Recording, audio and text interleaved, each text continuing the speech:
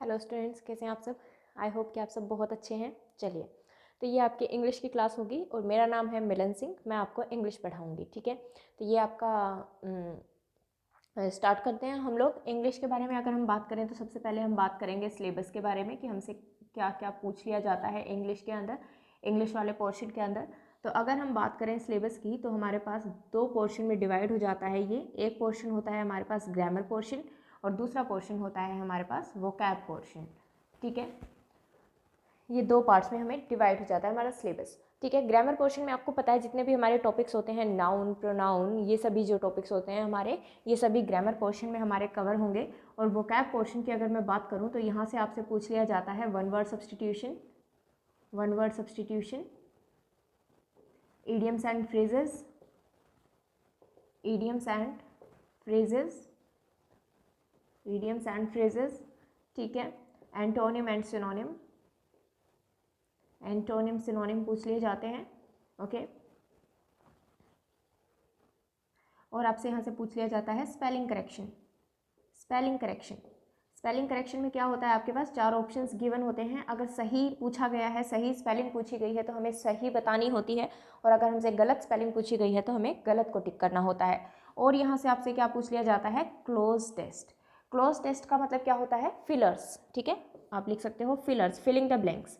तो उसमें आपसे वन वर्ड फिल करा सकता है वो, कोई एंटोनिम सिनोनिम आपसे फिल करा सकता है, कोई ग्रामर का पोर्शन आपसे फिल करा सकता है, जैसे कि कोई नाउन फिल करा लिया आपसे या कोई प्रीपोजिशन फिल करा ली, कुछ भी वहाँ से आपसे फिल कराया जा सकता है, ठीक है।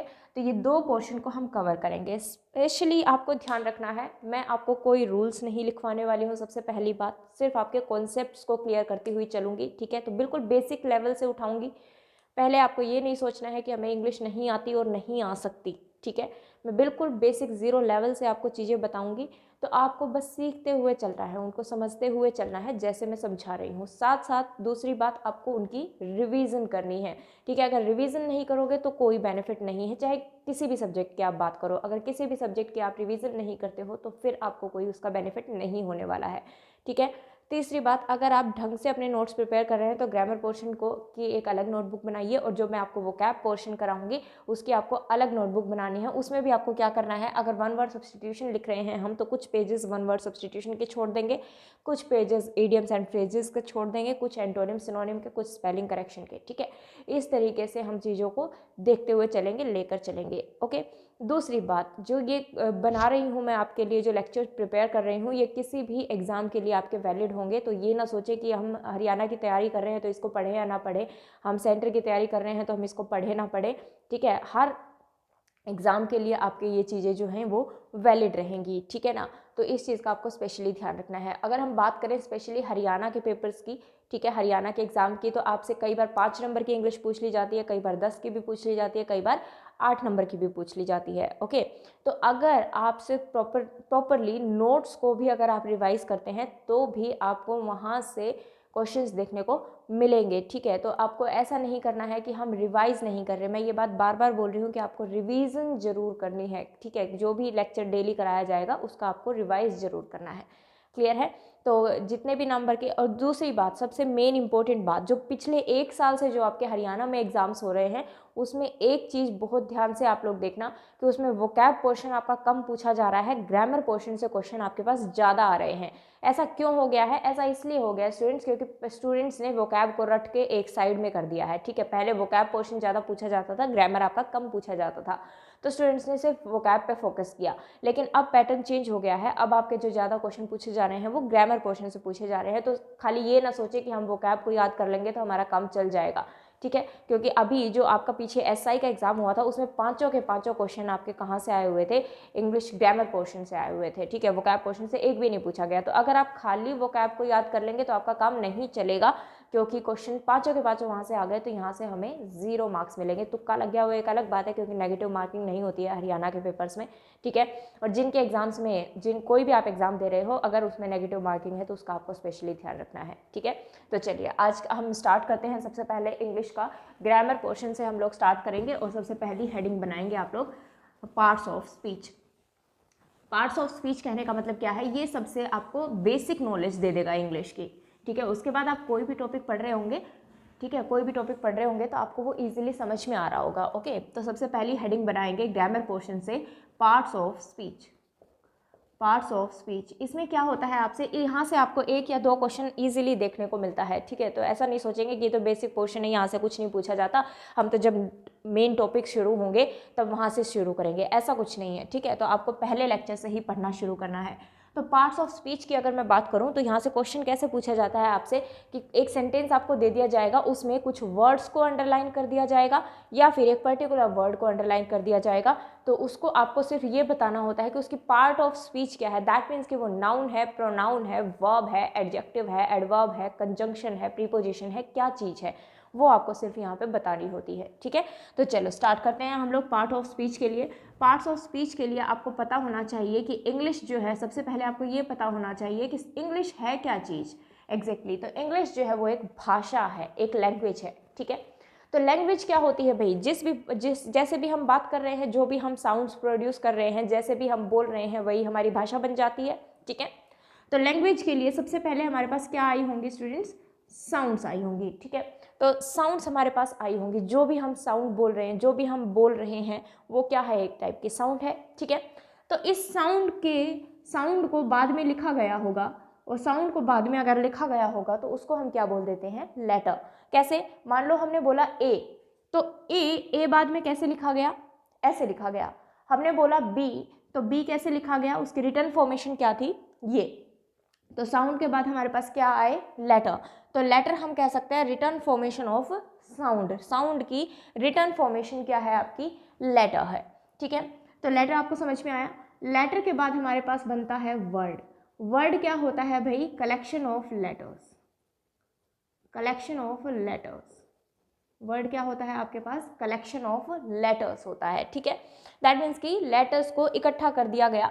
मान लो मैं लिख रही हूँ AEIO, ठीक है, मैंने ये लिख दिया, तो ये कलेक्शन ऑफ लेटर्स तो है। अगर मैं इसको एक साथ में इस तरीके से लिख दूँ तो क्या आप इसको वर्ड बोलेंगे क्या, क्यों, क्या इसका आपके पास कोई मीनिंग निकल के आ रहा है, इस वर्ड का कोई मीनिंग आपके पास निकल के आ रहा है, नहीं, इसका हमारे पास कोई मीनिंग नहीं निकल के आ रहा। और अगर इसका कोई मीनिंग नहीं निकल के आ रहा तो हम इसको वर्ड भी नहीं कहेंगे।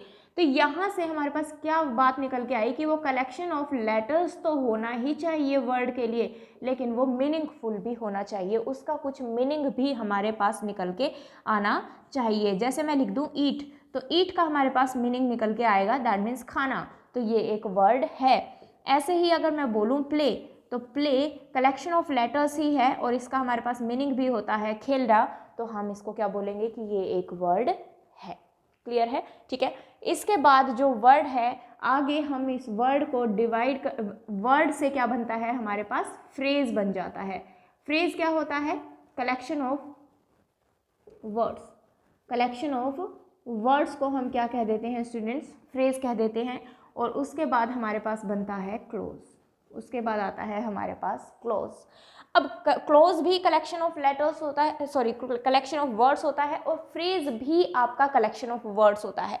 तो दोनों में डिफरेंस क्या है स्टूडेंट्स, दोनों में डिफरेंस ये है कि जो आपका फ्रेज होता है इसके पास ना तो अपना सब्जेक्ट होता है और इसके पास ना ही अपनी वर्ब होती है, इसके पास इन दोनों में से कोई भी चीज़ नहीं होती। तो या फिर मैं कहूँ इसका अपने आप में कोई वजूद नहीं होता, ठीक है। तो ना ही तो इसके पास सब्जेक्ट होता है, ना ही इसके पास वर्ब होती है। ऐसे ही अगर क्लोज की हम बात करें तो इसके पास अपना सब्जेक्ट होता है और इसके पास अपनी खुद की वर्ब भी होती है। इसके पास अपनी दोनों चीज़ें होती हैं, लेकिन फ्रेज के पास अपनी दोनों चीज़ें नहीं होती हैं। इस चीज़ का आपको स्पेशली ध्यान रखना है। इन चीज़ों को नोट करते हुए चलेंगे, पहले लेक्चर से ही बनाते हुए चलेंगे, ठीक है। तो बात करें सबसे पहले तो अगर फ्रेज या क्लोज जब हमें पढ़ना है तो हमें सब्जेक्ट और वर्ब के बारे में पता होना चाहिए कि सब्जेक्ट और वर्ब क्या होती है, ठीक है। तो सब्जेक्ट और वर्ब की अगर हम बात करें तो सबसे पहले हेडिंग बनाएंगे आप लोग सब्जेक्ट। सबसे पहले हेडिंग बनाएंगे सब्जेक्ट कि सब्जेक्ट क्या होता है।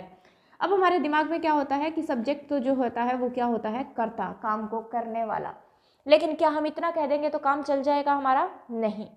दूसरी बात, आपको जब भी आप इंग्लिश पढ़ रहे हैं तो आपको इंग्लिश की हिंदी नहीं करनी है, इंग्लिश की हिंदी नहीं करनी है, आपको उसका मीनिंग निकालना है, ठीक है ना। उसका मीनिंग निकालना है, उसका मीनिंग देखना है कि मीनिंग क्या आता है। तो अगर हम खाली सब्जेक्ट को ये कह दे काम को करने वाला तो हमारा काम नहीं चलेगा। क्यों, फॉर एग्जाम्पल अगर मैं बोलूँ कि Ram is going to market, Ram is going to market, ठीक है। तो हमें पता है अगर मैं इस सेंटेंस का सब्जेक्ट आपसे पूछूं तो क्या है, राम, क्योंकि काम को करने वाला है, यही तो मार्केट जा रहा है, और यही अगर मार्केट जा रहा है तो ये हमारे सेंटेंस का क्या हो जाएगा भाई, सब्जेक्ट हो जाएगा, ठीक है। लेकिन अब मुझे बताओ, अगर मैं सेंटेंस आपके पास लिख दूं कि T is grown in Assam, T is grown in Assam, T जो है वो असम में उगाई जाती है या उगती है, उगाई जाती है, ठीक है। तो अगर यहाँ पे इस सेंटेंस के अंदर मैं आपसे बात करूँ कि हमारे सेंटेंस का सब्जेक्ट क्या है, तो आपने बोला कि मैम सेंटेंस का सब्जेक्ट तो जो है वो टी है। अब टी मुझे बताओ, क्या कोई काम करने वाला है, क्या कोई काम करेगी, चाय कोई काम करेगी, नहीं, चाय कोई भी काम नहीं करेगी।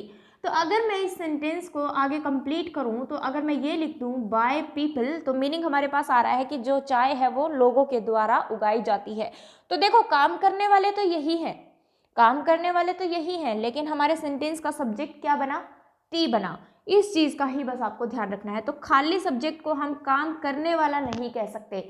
तो सब्जेक्ट की एग्जैक्ट डेफिनेशन, एग्जैक्ट डिफाइन कैसे करेंगे हम इसको, कि जो हमारा सेंटेंस है, बचा हुआ सेंटेंस है, ये जो सेंटेंस है जिसके बारे में बात करता है, जिसको डिफाइन करता है, उसे हम क्या कहते हैं, सब्जेक्ट कहते हैं। तो बचा हुआ सेंटेंस जिसके बारे में बात करता है उसे हम क्या कहते हैं, सब्जेक्ट कहते हैं।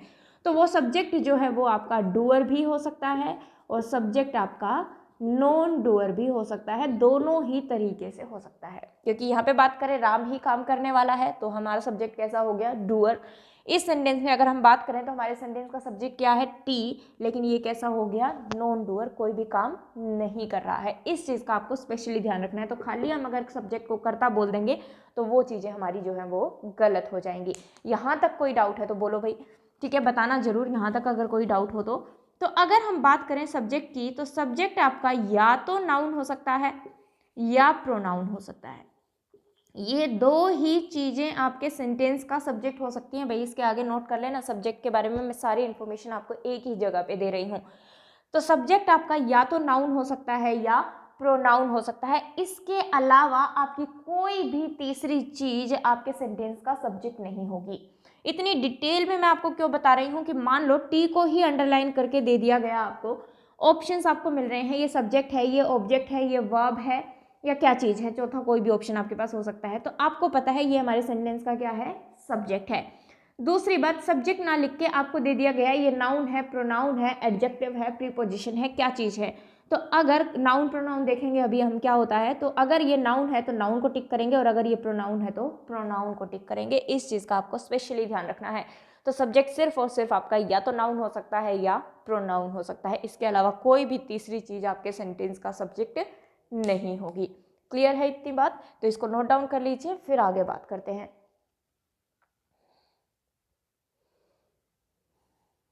चलिए भाई, तो इतनी बात हमें पता लगी। अभी फिलहाल हम खाली वर्ड तक की बात कर रहे हैं, फ्रेज और क्लोज पे हम लोग बाद में आएंगे, ठीक है। अभी तो जस्ट मैंने आपको बता दिया है कि वर्ड से फ्रेज बनता है हमारा, कलेक्शन ऑफ वर्ड से, और कलेक्शन ऑफ वर्ड से ही हमारा क्या बनता है, क्लोज बनता है। दोनों में डिफरेंस क्या है, फ्रेज के पास अपना सब्जेक्ट अपना वर्ब कुछ भी नहीं होता, और क्लोज के पास अपना सब्जेक्ट अपनी वर्ब सारी चीज़ें होती हैं, ठीक है। अभी खाली हम वर्ड पे बात कर रहे हैं। जब हम वर्ड को सीख लेंगे तो हम बात करेंगे फ्रेज या क्लोज की, ठीक है।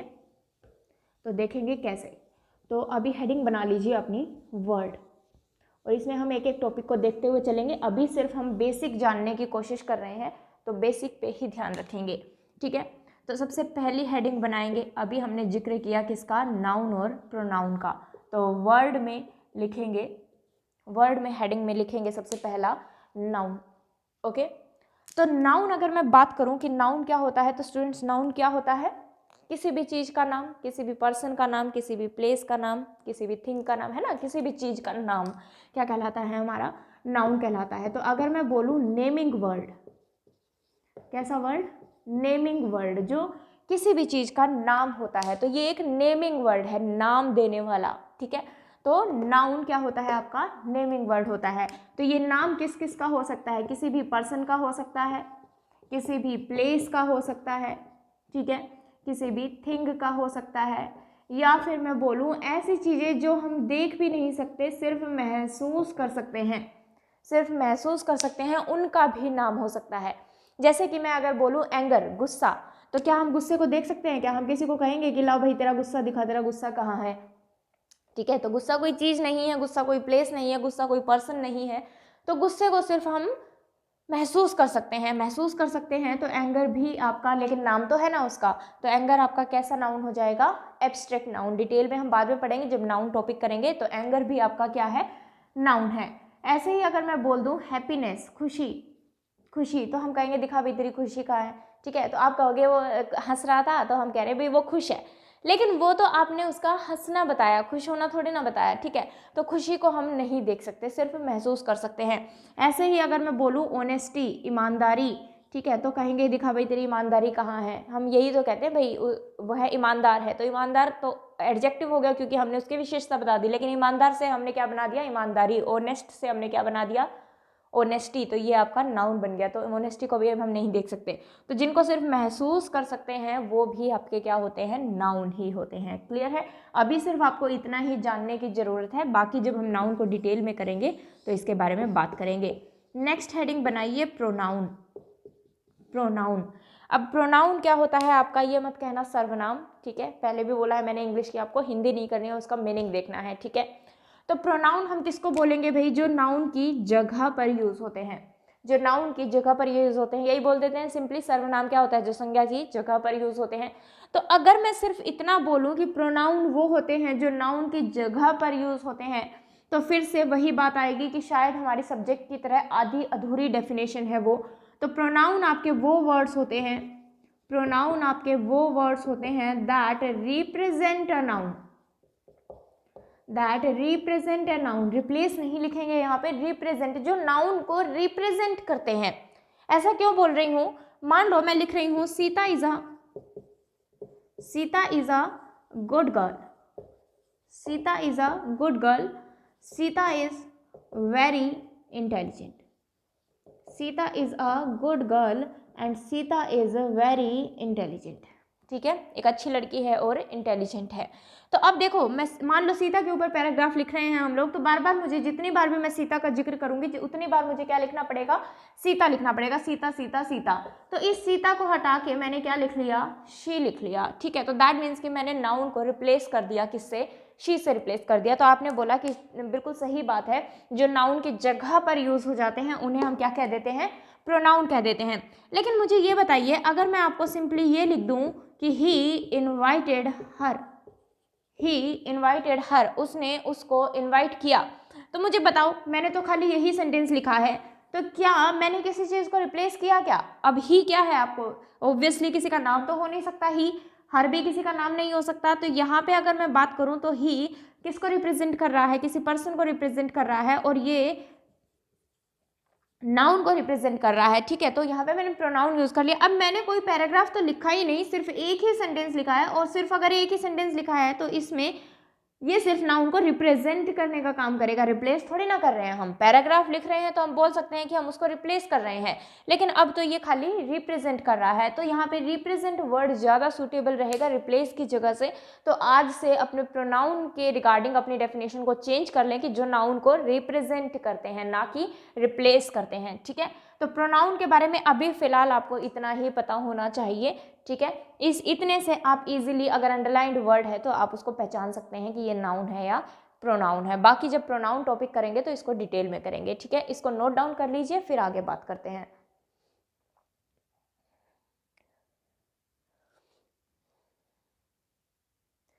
क्लियर?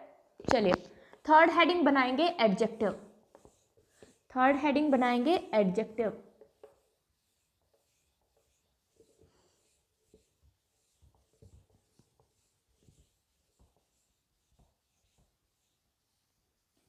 अब एडजेक्टिव क्या होता है? एडजेक्टिव आपके वो वर्ड्स होते हैं, थर्ड लिखेंगे एडजेक्टिव। एडजेक्टिव आपके वो वर्ड्स होते हैं जो नाउन या प्रोनाउन को क्वालिफाई करते हैं। Words that qualify a noun और प्रोनाउन। अ नाउन और प्रोनाउन, जो नाउन या प्रोनाउन को क्वालिफाई करते हैं उन्हें हम क्या कहते हैं? एडजेक्टिव कहते हैं। क्वालिफाई कहने का मतलब क्या है? एक्स्ट्रा मीनिंग देते हैं, एक्स्ट्रा मीनिंग देते हैं अगर नाउन या प्रोनाउन को, तो उन वर्ड्स को हम क्या कह देते हैं, एडजेक्टिव कह देते हैं। एक्स्ट्रा मीनिंग का भी क्या मतलब है, जो नाउन या प्रोनाउन की विशेषता बता रहे हों उन्हें हम क्या कह देते हैं, एडजेक्टिव कह देते हैं। फॉर एग्जाम्पल अगर मैं लिखूँ, जो हमने अभी लिखा था, अगर मैं लिख दूँ she is a very intelligent, she is a very intelligent. अगर मैं लिख रही हूँ ही इज़ ऑनेस्ट, वह ईमानदार है, ही इज़ ऑनेस्ट, ठीक है।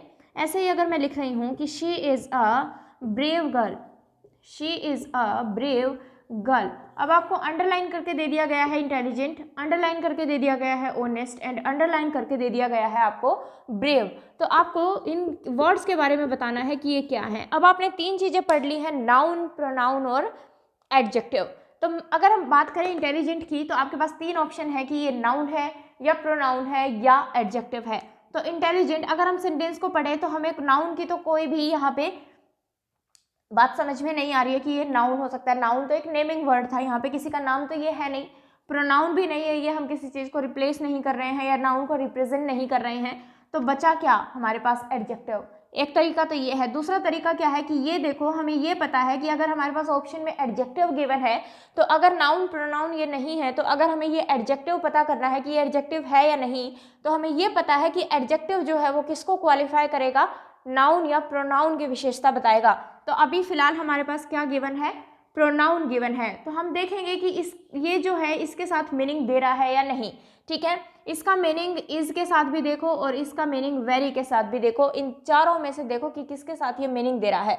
तो इंटेलिजेंट इज के साथ कोई मीनिंग नहीं देगा, वेरी के साथ भी कोई मीनिंग नहीं देगा। तो ये किसके लिए मीनिंग दे, किसके साथ मीनिंग दे रहा है, शी के साथ। ये शी ही तो इंटेलिजेंट है, तो दैट मीन्स कि वह इंटेलिजेंट है, तो इसका मतलब वो इसकी विशेषता बता रहा है। और अगर वो प्रोनाउन की विशेषता बता रहा है तो ये आपका क्या बन जाएगा भाई, एडजेक्टिव बन जाएगा। ये क्या बन जाएगा, एडजेक्टिव बन जाएगा। ऐसे ही हमें ऑनेस्ट के बारे में पता करना है, तो हम देखेंगे कि दोनों में से किसके साथ मीनिंग दे रहा है। इज के साथ कोई मीनिंग नहीं देगा, किसके साथ मीनिंग दे रहा है, ही की विशेषता बता रहा है कि वह ईमानदार है, तो ये क्या बन जाएगा आपका, एडजेक्टिव बन जाएगा। ऐसे ही अगर हम बात करें she is a brave girl, अब अगर आगे उसने नाउन ही दे दिया है तो ऑब्वियसली ये इसी के साथ मीनिंग दे रहा है, ब्रेव गर्ल, ठीक है, एक बहादुर लड़की। तो अगर ये नाउन के साथ मीनिंग दे रहा है और नाउन के साथ मीनिंग दे रहा है, तो ये वापस से आपका क्या हो जाएगा, एडजेक्टिव हो जाएगा, ठीक है। तो आप इस तरीके से जब भी आप कभी भी कंफ्यूज हो जाओ सेंटेंस के अंदर, ज़्यादातर कंफ्यूजन होती है आपकी एडजेक्टिव और एडवर्ब के अंदर, क्योंकि ये दोनों ही एक जैसे दिख भी सकते हैं, अलग अलग भी दिख सकते हैं, लेकिन हमें पता होना चाहिए वो एडजेक्टिव है या एडवर्ब है। तो जब एडवर्ब की बात कर लेंगे तब बात करेंगे कि कैसे हम इसको फाइंड आउट करेंगे। अभी आपने देख लिया कि जो नाउन या प्रोनाउन की विशेषता बताते हैं, जो क्वालिफाई करते हैं नाउन या प्रोनाउन को, उन्हें हम क्या कह देते हैं, एडजेक्टिव कह देते हैं, ठीक है। इसके बाद 4th हेडिंग बनाएंगे भाई, प्रीपोजिशन, प्रेपोजिशन, ठीक है। प्रेपोजिशन देखो, नाम से ही हमें पता लगता है, प्रे मीन्स पहले एंड पोजिशन मीन्स प्लेस, स्थान, ठीक है। प्रे मीन्स पहले और पोजिशन मीन्स स्थान। तो किसी चीज़ से पहले लग के उसकी पोजिशन बता रहे होंगे, तो कहने का मतलब क्या है कि प्रीपोजिशन आपके रिलेटिंग वर्ड्स होते हैं। प्रीपोजिशन आपके कैसे वर्ड्स होते हैं, रिलेटिंग वर्ड्स होते हैं, रिलेट करने का काम करते हैं, संबंध बताने का काम करते हैं। तो मैं अगर बोलूँ कि ये रिलेटिंग वर्ड्स हैं, तो ये नाउन या प्रोनाउन से पहले लगकर बचे हुए सेंटेंस के साथ उसका मीनिंग बताते हैं, उसका रिलेशन बताते हैं कि उसके साथ उसका रिलेशन क्या है, ठीक है। तो इतना आपने नोट कर लिया होगा, नोट कर लो इसको, फिर मैं ऊपर वाला रब कर रही हूँ, फिर देखेंगे कि क्या है। चलिए, तो प्रीपोजिशन मैंने बोला जो नाउन या प्रोनाउन से पहले यूज होके क्या करते हैं, बचे हुए सेंटेंस के साथ उसका रिलेशन बताते हैं, तो उन्हें हम क्या कह देते हैं, प्रीपोजिशन कह देते हैं। फॉर एग्जाम्पल इसके एग्जाम्पल्स मैं ऊपर लिख रही हूँ। The book is the table, the book is the table, okay. तो अब मुझे बताओ, क्या आप द टेबल और द बुक इज के बीच में कोई रिलेशन बता पा रहे हो क्या? नहीं, हमें ये यहाँ पे रिलेट करता हुआ ही नहीं दिख रहा। इसका मतलब मुझे यहाँ कुछ ना कुछ तो लिखना पड़ेगा जिससे मुझे ये पता लगे कि बुक जो है वो टेबल के ऊपर है, टेबल के नीचे है, टेबल के साइड में है, कहाँ रखी हुई है। तो अगर मैं यहाँ पे ऑन लिख दूँ तो आपको समझ में आ रहा है कि जो बुक है वो किसके ऊपर है, टेबल के ऊपर रखी हुई है। तो दैट मीन्स कि यहाँ पे जो ऑन है वो क्या हो जाएगा, आपका प्रीपोजिशन हो जाएगा। क्या हो जाएगा, प्रीपोजिशन हो जाएगा। तो देखो मैंने यही बोला था, जो नाउन या प्रोनाउन से पहले लग के बचे हुए सेंटेंस के साथ रिलेशन बता दे उसे क्या कहते हैं, प्रीपोजिशन कहते हैं। एक बात तो ये। दूसरा ये, जब मैं यहाँ कुछ भी नहीं लिख रही थी तो मैं इन दोनों के बीच में इनको रिलेट नहीं कर पा रही थी कि इन दोनों के बीच में रिलेशन क्या है, कि बुक टेबल के ऊपर रखी हुई है या टेबल बुक के ऊपर रखा गया है या बुक नीचे रखी है, ऊपर रखी है, साइड में रखी है, कुछ भी हम नहीं बता पा रहे थे, ठीक है। ऐसे ही अगर मैं बोलूँ कि ही डिपेंड्स मी, तो मैं इनको रिलेट नहीं कर पा रही हूँ। लेकिन अगर मैं यहाँ लिख दूँ ही डिपेंड्स ऑन मी, वह मुझ पर निर्भर करता है, तो हम इनको रिलेट कर पा रहे हैं। तो वापस से ऑन आपका क्या हो जाएगा स्टूडेंट्स, प्रेपोजिशन हो जाएगा, ठीक है। ऐसे ही अगर मैं आपको सेंटेंस लिखूँ कि राम वेंट शाम, राम वेंट शाम। अब देखो हम नहीं रिलेट कर पा रहे हैं इनको, क्यों? क्योंकि हमें यहाँ पे जब तक हम कुछ वर्ड नहीं लिखेंगे तो हमें नहीं पता हम क्या कह रहे हैं, कि राम शाम के पास गया या जो है राम शाम से पहले गया, राम शाम के बाद गया, कुछ भी नहीं हमें पता लग रहा है। तो अगर मैं यहाँ पे बिफोर लिख दूँ तो हमें पता है राम वेंट बिफोर शाम, राम जो है वो शाम से पहले चला गया। अगर मैं यहाँ आफ्टर लिख दूँ तो मीनिंग चेंज हो जाएगा, राम जो है वो शाम के बाद गया। अगर मैं यहाँ टू लिख दूँ तो हम कहेंगे कि राम जो है वो शाम के पास गया। तो ये तीनों ही आपके क्या बन जाएंगे भाई, प्रीपोजिशन बन जाएंगे। दैट मीन्स हमें यहाँ कुछ ना कुछ वर्ड तो लगाना पड़ेगा जिससे हम राम वेंट और शाम को रिलेट कर पाएँ। तो ये प्रीपोजिशन आपके कैसे वर्ड्स होते हैं स्टूडेंट्स, रिलेटिंग वर्ड्स होते हैं। अभी फिलहाल हमारा इतने से काम चल जाएगा, ये प्रीपोजिशन का आपका बेसिक पार्ट है, ठीक है। इसको नोट कीजिए, फिर आगे बात करते हैं।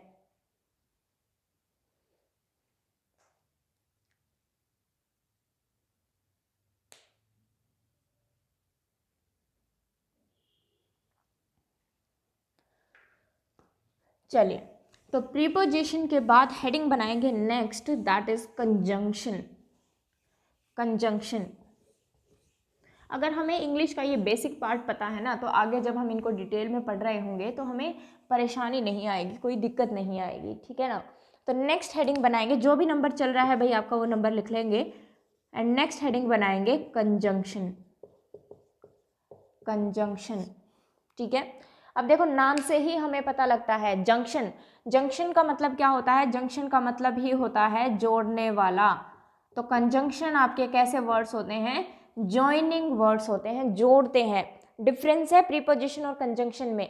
प्रीपोजिशन हमने बोला रिलेटिंग वर्ड होता है, लेकिन कंजंक्शन क्या होता है आपका, जॉइनिंग वर्ड होता है। ये कभी रिलेट नहीं करेगा, सिंपली दो चीज़ों को जोड़ देगा और इसकी बात खत्म। लेकिन प्रीपोजिशन रिलेट कराएगा, जैसे हमने बोला कि बुक जो है कहाँ रखी हुई है, ऊपर है, नीचे है, बगल में है, कहाँ पे है, ठीक है। राम जो है पहले गया, बाद में गया, उसके पास गया, क्या, तो वो रिलेट करने का काम करता है। लेकिन कंजंक्शन जो है वो सिंपली ज्वाइन करने का काम करता है।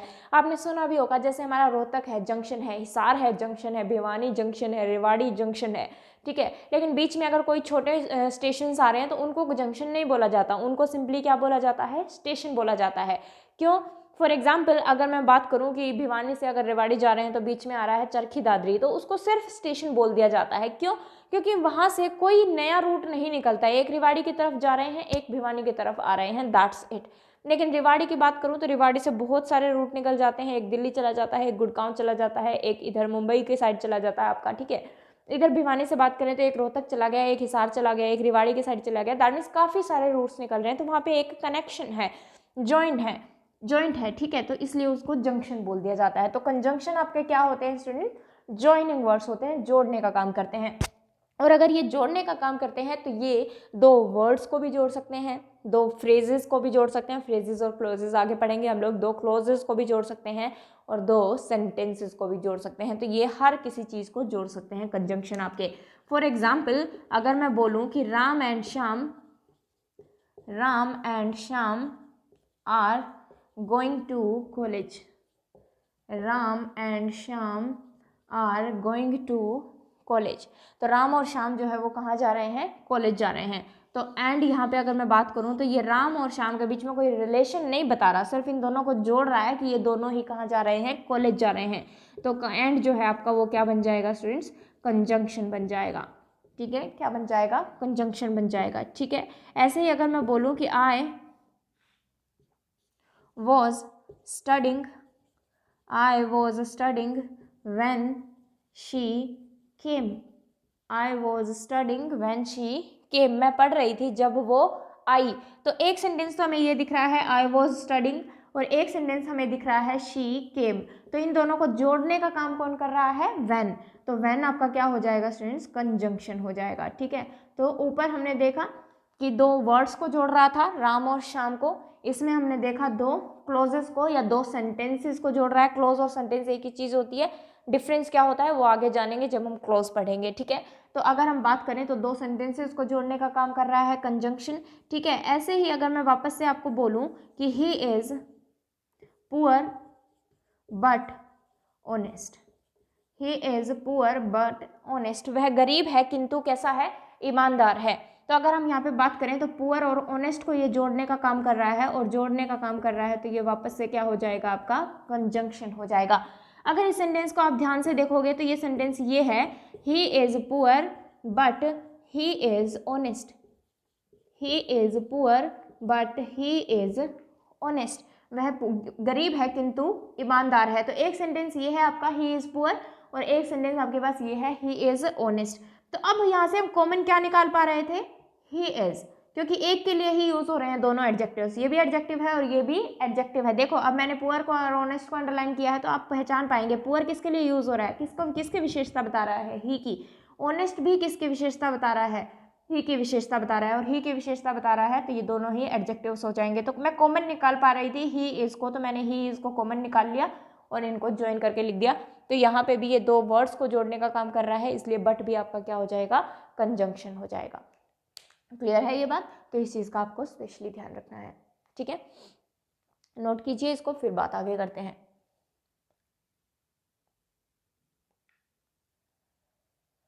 एंड लास्ट है आपका इसके अंदर एडवर्ब। नेक्स्ट हेडिंग बनाएंगे एडवर्ब।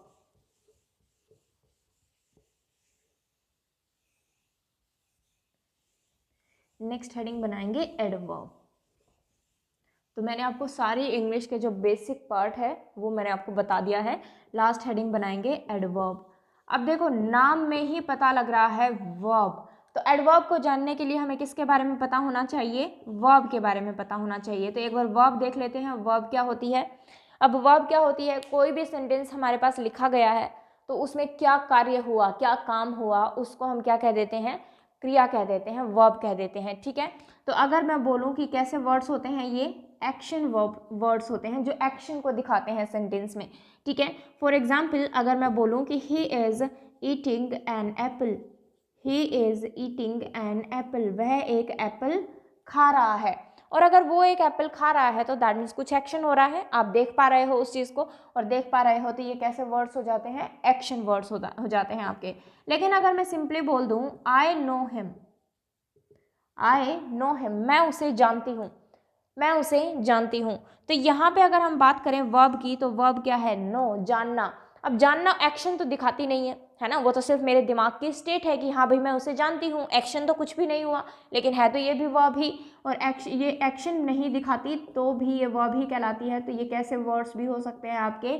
नॉन एक्शन वर्ब्स भी हो सकती हैं, नॉन एक्शन वर्ड्स भी हो सकते हैं ये आपके। ठीक है, ऐसे ही अगर मैं आपके पास लिख रही हूँ सेंटेंस, अगर मैं लिख दूँ कि ही इज़ अ डॉक्टर, वह एक डॉक्टर है।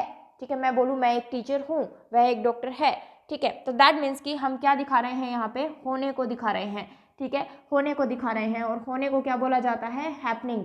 तो ये आपके हैपनिंग वर्ड्स भी हो सकते हैं जो होने को शो करें। ठीक है, कि वह एक डॉक्टर है, मैं एक टीचर हूँ। ठीक है, वो एक म्यूजिशियन है, वो एक सिंगर है।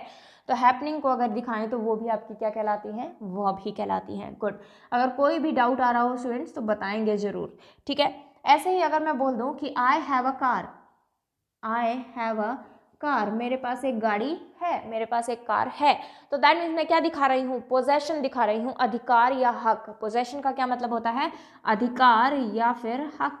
तो अगर मैं कह रही हूँ मेरे पास एक गाड़ी है तो दैट मीन्स कि मेरा अधिकार है उस पर, मेरा हक है। तो ये पोजेशन वर्ड्स भी हो सकते हैं आपके। और इसी तरीके से आपकी बहुत सारी वर्ब्स हो सकती हैं, वो हम किस में देखेंगे? जब हम वर्ब टॉपिक को डिटेल में पढ़ेंगे। तो अभी हमारा सिंपली इतने से काम चल जाएगा। ठीक है, तो अभी आपको इतना पता लग गया कि वर्ब जो है आपकी कौन सी होती है। तो यहाँ पे जो हैव है वो हमारी वर्ब हो जाएगी। और कैसी वर्ब हो जाएगी? पोजेसिव वर्ब हो जाएगी, क्योंकि ये पोजेशन को शो कर रही है। ठीक है, तो ये होती हैं हमारी वर्ब्स, इसको नोट डाउन कर लो, फिर बात करते हैं एडवर्ब की। आई थिंक हो गया होगा, ठीक है। इसके बाद अगर हम बात करें एडवर्ब की, तो एडवर्ब क्या होता है, देखो एडवर्ब के नाम में ही आ रहा है हमारे पास, क्या लिखा हुआ आ रहा है, वर्ब। एडवर्ब के नाम में ही आ रहा है वर्ब। इट मीन्स कि वर्ब में कुछ ऐड कर रहे होंगे, वर्ब में कुछ ऐड कर रहे होंगे, तो वो हमारा क्या बन गया, एडवर्ब। तो अगर मैं बोलूं कि ये कौन से वर्ड्स होंगे, words that qualify, words that qualify a verb. फिलहाल हमारा इतने से काम चल जाएगा, वरना आपके एडवर्ब जो हैं ऐसे वर्ड्स होते हैं जो किसी को भी क्वालिफाई कर सकते हैं, एडजेक्टिव को भी क्वालिफाई कर सकते हैं, खुद एडवर्ब को भी क्वालिफाई कर सकते हैं, ठीक है। लेकिन अभी सिंपली हमारा इतने से काम चल जाएगा। तो जो वर्ब को क्वालिफाई कर जाएं, वो क्वालिफाई का मीनिंग मैंने आपको अभी बताया था थोड़ी देर पहले कि एक्स्ट्रा मीनिंग देना। तो जो वर्ब की विशेषता बता दें, जो वर्ब की विशेषता बता दें, उन्हें हम क्या कह देते हैं, एडवर्ब कह देते हैं। फॉर एग्जाम्पल अगर मैं बात करूं, she runs fast, she runs fast, ठीक है। अब हमें फास्ट के बारे में बताना है स्टूडेंट्स कि फास्ट क्या है। अब आपके पास चार ऑप्शंस हैं, नाउन, प्रोनाउन, एडजेक्टिव और एडवर्ब। अब नाउन प्रोनाउन तो आपको समझ में आ गया कि यहाँ पे ये नाउन प्रोनाउन तो है नहीं, लेकिन ये एडजेक्टिव या एडवर्ब में से एक चीज है। अब एडजेक्टिव आपको पता है जो नाउन या प्रोनाउन की विशेषता बता दे, और एडवर्ब वो होता है जो वर्ब की विशेषता बता दे। तो अब हमें ये पता करना पड़ेगा कि ये एडजेक्टिव है या एडवर्ब है। इसके लिए आपको सिंपली कुछ भी नहीं करना, चाहे बेशक आपको सिर्फ इतना ही पता है कि एडजेक्टिव जो है वो नाउन प्रोनाउन को क्वालिफाई करता है, एडवर्ब जो है वो वर्ब को क्वालिफाई करता है। अगर आपको इतना भी पता है तो भी आप क्वेश्चन को सॉल्व कर सकते हैं। कैसे, अब हमें पता करना है ये एडजेक्टिव है या एडवर्ब। तो एडजेक्टिव के लिए हम क्या देखेंगे कि किसको मीनिंग देना चाहिए, नाउन या प्रोनाउन को, जो भी हमें गिवन है। और अगर ये एडवर्ब है तो किसके साथ मीनिंग देना चाहिए, वर्ब के साथ मीनिंग देना चाहिए। तो दोनों वर्ड्स के साथ इसका मीनिंग देखो। अगर मैं बात करूं फास्ट की, तो क्या शी के साथ कोई मीनिंग दे रहा है, शी फास्ट, नो। क्या रन्स के, तो ये तो हो गया गलत, दैट मीन्स कि ये एडजेक्टिव नहीं है हमारा। लेकिन क्या ये रन्स के साथ मीनिंग दे रहा है, रन्स फास्ट, बिल्कुल तेज दौड़ता है या तेज दौड़ती है, जैसा भी हमें नाउन या प्रोनाउन गिवन होगा, तो तेज दौड़ती है। तो बिल्कुल इसने किसके साथ मीनिंग दिया, रन्स के साथ मीनिंग दिया। और अगर इसने रन्स के साथ मीनिंग दिया तो रन्स हमें दिख रही है कि हमारी क्या है, वर्ब है। तो इसने वर्ब की विशेषता बताई, और इसने वर्ब की अगर विशेषता बताई तो दैट मीन्स कि ये क्या है, एडवर्ब। अब एडवर्ब के लिए हम बहुत सारे क्वेश्चन करते हैं, when, where, why, how, often, ठीक है, ये सारे क्वेश्चन हम एडवर्ब के लिए करते हैं। लेकिन हमें वो क्वेश्चन भी याद रखने की जरूरत नहीं है। आप सिंपली ये देख लो, जिस भी वर्ड के बारे में आपको पता करना है वो उसकी आपको बेसिक डेफिनेशन पता हो। अब देखो दूसरा एक और तरीका बताती हूँ मैं आपको फाइंड आउट करने का। अब आपको नहीं पता लग रहा कि ये नाउन है, प्रोनाउन है, एडजेक्टिव है या एडवर्ब है, तो एक बार जो भी वर्ड आपको अंडरलाइन करके दिया गया है उसको एक बार छुपा लो, उसको हटा लो। उसको हटा के ये देखो क्या हमारा सेंटेंस कंप्लीट बन रहा है या नहीं। तो अगर मैं यहाँ से फास्ट को हटा दूं तो क्या मेरा सेंटेंस बन रहा है, शी रन्स, बिल्कुल वह दौड़ती है, सेंटेंस पूरा बन रहा है, पूरा मीनिंग हमारे पास आ रहा है। पूरा मीनिंग अगर हमारे पास आ रहा है तो दैट मीन्स कि ये कैसी इंफॉर्मेशन है, एक्स्ट्रा इंफॉर्मेशन है। कैसी इंफॉर्मेशन है आपके पास, एक्स्ट्रा इंफॉर्मेशन है। और अगर ये एक्स्ट्रा इंफॉर्मेशन है तो एक्स्ट्रा इंफॉर्मेशन के लिए हमने सिर्फ दो ही चीजें पढ़ी हैं कि या तो ये एडजेक्टिव हो सकती है, क्योंकि एडजेक्टिव भी आपकी एक्स्ट्रा इंफॉर्मेशन होती है जो नाउन प्रोनाउन के बारे में होती है, और एक एडवर्ब भी आपकी एक्स्ट्रा इन्फॉर्मेशन होती है जो कि किसके रिगार्डिंग होती है, खाली अभी फिलहाल के लिए वर्ब के लिए होती है, एडजेक्टिव के लिए भी हो सकती है, खुद एडवर्ब के लिए भी हो सकती है, ठीक है।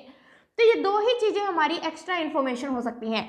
तो दैट मीन्स कि ये नाउन प्रोनाउन तो है ही नहीं। अगर ये नाउन प्रोनाउन होता तो मीनिंग इसके साथ में कंप्लीट होता। अभी ऑब्जेक्ट की बात हमने की नहीं है, सब्जेक्ट वर्ब ऑब्जेक्ट, ठीक है, वो हम नेक्स्ट लेक्चर में देखेंगे ऑब्जेक्ट क्या होता है हमारा। तो अगर ये नाउन प्रोनाउन होता तो इसके साथ में मीनिंग को ये कंप्लीट करता। लेकिन सेंटेंस तो हमारा, अगर मैं इसको हटा भी दूं तो भी सेंटेंस पे कोई फर्क नहीं पड़ रहा, मीनिंग तो हमारे पास पूरा आ रहा है कि वह दौड़ती है, ठीक है। तो मीनिंग हमारा यहाँ से कंप्लीट हो रहा है, और कंप्लीट हो रहा है तो हमें जस्ट ये चेक करना है कि ये नाउन प्रोनाउन को मीनिंग देगा या वर्ब को मीनिंग देगा। तो अभी हमने देखा कि ये नाउन को या प्रोनाउन को मीनिंग नहीं दे रहा है, ये तो वर्ब को मीनिंग दे रहा है और वर्ब को मीनिंग दे रहा है। तो ये आपका क्या हुआ, एडवर्ब हुआ। बात समझ में आई, क्लियर है। तो इस तरीके से हम एडजेक्टिव और एडवर्ब में इजीली डिफ्रेंशिएट कर सकते हैं कि वो हमारा एडजेक्टिव होगा या एडवर्ब होगा, ठीक है।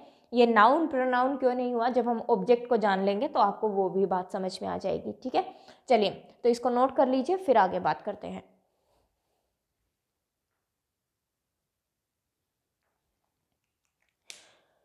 तो वर्ड्स हमारे जितने भी होते हैं उन सब के बारे में मैंने आपको डिटेल में चीज़ें बता दी हैं। ये आपका इंग्लिश का बेसिक कॉन्सेप्ट है, ठीक है। इसके कुछ एग्जांपल्स हम नेक्स्ट लेक्चर में करेंगे और नेक्स्ट लेक्चर में हम जानेंगे कि फ्रेज और क्लोज क्या होता है। अभी फ़िलहाल थोड़ी देर के लिए आ जाइए आप लोग इसके बाद वोकैब पोर्शन पे, ठीक है। और वोकैब पोर्शन में सबसे पहली हेडिंग बनाइए students, one word substitution, one word substitution, ठीक है। डायरेक्ट आपको इनकी PDF भी मिल सकती है, ठीक है, लेकिन उनका बेनिफिट क्यों नहीं है, क्योंकि ना तो स्टूडेंट्स उनको पढ़ते हैं, इंग्लिश से वैसे ही दूर भागते हैं स्टूडेंट्स, ठीक है। तो ना तो वो उनको पढ़ते हैं, और अगर मैं आपको यहाँ पे लिखवा रही हूँ क्लास के अंदर, दैट मीन्स कि मैं आपको साथ साथ में बताऊंगी भी कि उनको याद कैसे करना है, आपको याद कैसे रखना है। तो सबसे पहला वर्ड लिखेंगे वन वर्ड सब्स्टिट्यूशन के लिए, हम स्टार्ट करेंगे गैमी से, ठीक है। तो गैमी आपका एक रूट वर्ड है, इनको याद रखने के बहुत सारे तरीके होते हैं, ठीक है। तो गैमी आपका क्या है, एक रूट वर्ड है, और रूट क्या होती हैं, जड़ें, जिनसे हमारे पास नई नई ब्रांचेस निकल के आती हैं। तो वही सेम बात यहाँ पे है कि रूट वर्ड आपके कौन से वर्ड्स होते हैं, जिनसे हम नए शब्द बना सकते हैं, और नए शब्द बना सकते हैं। तो गैमी का मतलब होता है students related to marriage, related to marriage, शादी से संबंधित, रिलेटेड टू मैरिज। तो सबसे पहला वर्ड लिखेंगे मोनोगैमी, मोनोगैमी। अब याद रखना, जिस भी वर्ड में आपको मोनो वर्ड दिख जाए तो वो होता है मीनिंग सिंगल या फिर वन, मोनोगैमी। तो मोनो मीन्स सिंगल और गैमी मीन्स मैरिज। तो लिखिए practice of keeping, practice of keeping one life partner, one life partner eight a time, एक समय पर एक ही शादी करना, जिसे हम हिंदी में कहेंगे एक विवाह प्रथा, जो कि हमारी हिंदू मैरिज एक्ट भी है कि आप एक टाइम पे एक ही शादी कर सकते हो। तो मोनोगैमी आपका क्या कहलाएगा, practice of keeping one life partner eight a time. Next लिखेंगे बायगैमी, बायगैमी। अब बाय मतलब होता है टू, बाय मीन्स टू। तो जिस भी वर्ड में आपको बाय वर्ड दिखे तो वो कितने से रिलेटेड होगा, टू से रिलेटेड होगा। तो practice of keeping two life partners, two life partners at a time, एक समय पर दो शादियां करना। तो दैट मीन्स दो विवाह प्रथा, दो विवाह प्रथा। अगर आपको लगता है कि इंग्लिश में हमें ध्यान नहीं रहेगा तो आप इसका बेशक हिंदी का मीनिंग जो मैं आपको बता रही हूँ वो लिख लीजिए साथ में। लेकिन जब आप इसको रिवाइज कर रहे होंगे तो मेरी रिक्वेस्ट है आप लोगों से कि इसका हिंदी वर्ड ना देखें, हिंदी मीनिंग ना देखें, उसको इंग्लिश में ही पढ़ें, क्योंकि आपको जो ऑप्शंस मिलने वाले हैं एग्जाम में वो इंग्लिश में ही मिलने वाले हैं। क्वेश्चन आपसे कैसे पूछा जा सकता है, मान लो खाली ये वर्ड दे रखा है, आपसे उसकी एक्सप्लेनेशन पूछी हो कि इस वर्ड का मीनिंग क्या होगा, या फिर अपोजिट भी हो सकता है कि ये आपको गिवन हो और आपको एक सिंगल वर्ड बताना है, ठीक है, वन वर्ड बताना है कि इसका मीनिंग क्या होगा। दोनों ही तरीके से आपके पास क्वेश्चन पूछ लिया जाता है एग्जाम के अंदर। नेक्स्ट वर्ड लिखेंगे पोलीगैमी, पोलीगैमी। अब पोली का मतलब होता है मैनी, पोली वर्ड जिसमें भी लिखा हो दैट मीन्स कि वो मैनी से रिलेटेड है। तो practice of keeping more than two, more than two life partners at a time, एक समय पर दो से ज़्यादा शादियां करना कहलाता है पोलीगैमी, दैट इज बहुविवाह प्रथा, बहुविवाह प्रथा, ठीक है। देखो मैं लिख रही हूँ मोनोगैमी, बायगैमी, पोलीगैमी। अगर मैं इसी को लिख देती मोनोगैमिस्ट, IST, मोनोगैमिस्ट, बायगैमिस्ट, पोलीगैमिस्ट, मीनिंग में कोई डिफरेंस नहीं आएगा। सिर्फ जब मैंने इसके पीछे IST लगा दिया दैट मीन्स कि मैं किसकी बात कर रही हूँ, एक इंसान की बात कर रही हूँ, पर्सन की बात कर रही हूँ। मान लो मेरे पास कोई खड़ा है, मैं कहूँ ये बायगैमिस्ट है, ये पोलीगैमिस्ट है, ये मोनोगैमिस्ट है, दैट मीन्स कि मैं पर्सन की बात कर रही हूँ। और यहाँ पे मैं किसकी बात कर रही हूँ, प्रथा की बात कर रही हूँ। तो प्रथा को तो हम देख नहीं सकते, प्रथा को तो हम देख नहीं सकते, तो है तो ये भी नाउन ही, लेकिन कैसे नाउन हो गए, एब्स्ट्रैक्ट नाउन। और ये मैं पर्सन की बात कर रही हूँ तो सिंपल हमारा नाउन हो जाएगा, कॉमन नाउन, ठीक है। नेक्स्ट हम लिखेंगे मीसोगैमिस्ट, मीसोगैमिस्ट, मीसोगैमिस्ट। जिस भी वर्ड में मीसो वर्ड लगा हो वो रिलेटेड टू हेट होता है, रिलेटेड टू हेट होता है मीसोगैमिस्ट। तो लिखिए one who hates marriage, one who hates marriage, जो शादी से नफरत करता हो उसे कहा जाता है मीसोगैमिस्ट। और इसका अपोजिट हो जाएगा फिलोगैमिस्ट, फिलोगैमिस्ट, फिलोगैमिस्ट। गैमिस्ट। अब जिस भी वर्ड में फिलो लगा हो that is related to love होता है मोस्टली केसेस में, क्योंकि कुछ वर्ड्स हम ऐसे भी देखेंगे जिसमें आपके पास फिलो आ रहा है बट वो लव से रिलेटेड नहीं है, ठीक है।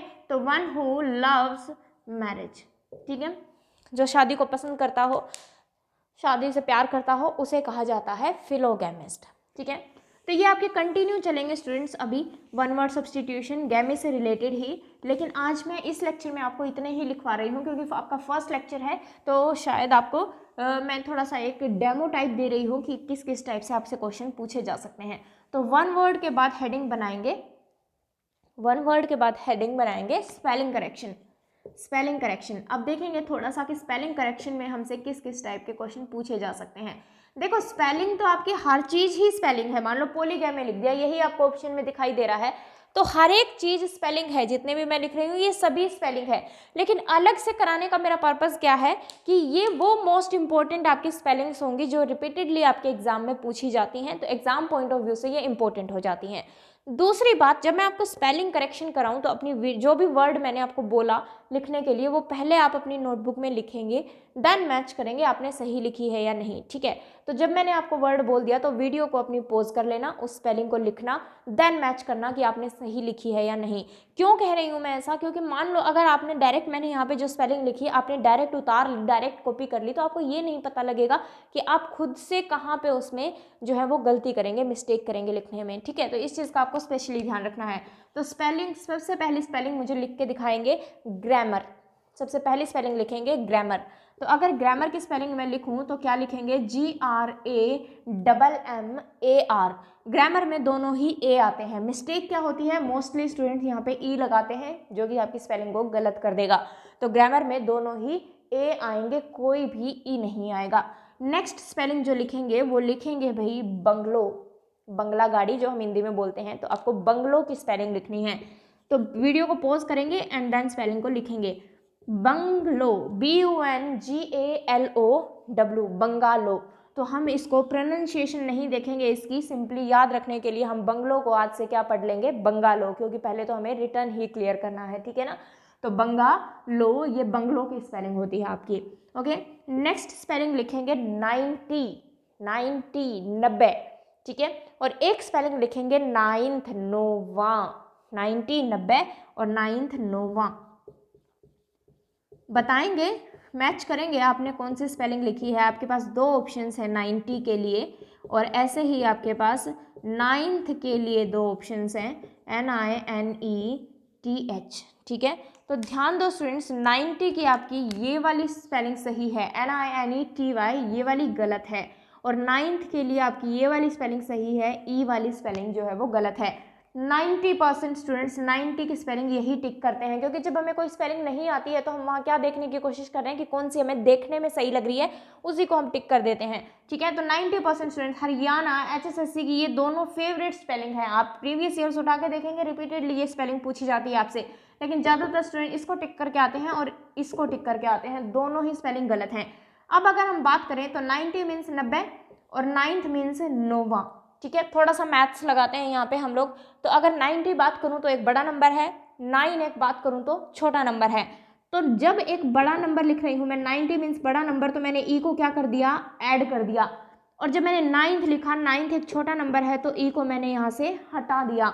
तो सारा खेल जो है वो ई का ही है। तो अगर आप 90 लिख रहे हो तो ई को ऐड कर देंगे, और अगर आप 9th लिख रहे हो तो ई को वहाँ से हटा देंगे। दूसरी बात आपको यहाँ से ये ध्यान रखनी है कि ये नहीं कि कोई भी एक बड़ा नंबर आ रहा है, कोई भी एक छोटा नंबर आ रहा है तो उसमें ई को हटा दो, ई को लगा दो, वो हर किसी के लिए नहीं बात कर रही, मैं सिर्फ इनके लिए बात कर रही हूँ, 90 और 9th के लिए, ठीक है। तो ये गलती नहीं करनी है आपने, ये सिर्फ मैं इन्हीं दो पर्टिकुलर स्पेलिंग्स के लिए आपको बता रही हूँ। तो ये चीज़ आपको यहाँ से ध्यान रखनी है, ठीक है। तो इस टाइप से आपसे जो है क्वेश्चन पूछ लिए जाते हैं स्पेलिंग करेक्शन के अंदर। तो अपने नोट्स को तरीके से प्रिपेयर करो, फर्स्ट लेक्चर से ही इसको रिवाइज करना है आपको, साथ में बाकी की जो बातें हैं हम वो नेक्स्ट लेक्चर में करेंगे, ठीक है। Thank you class.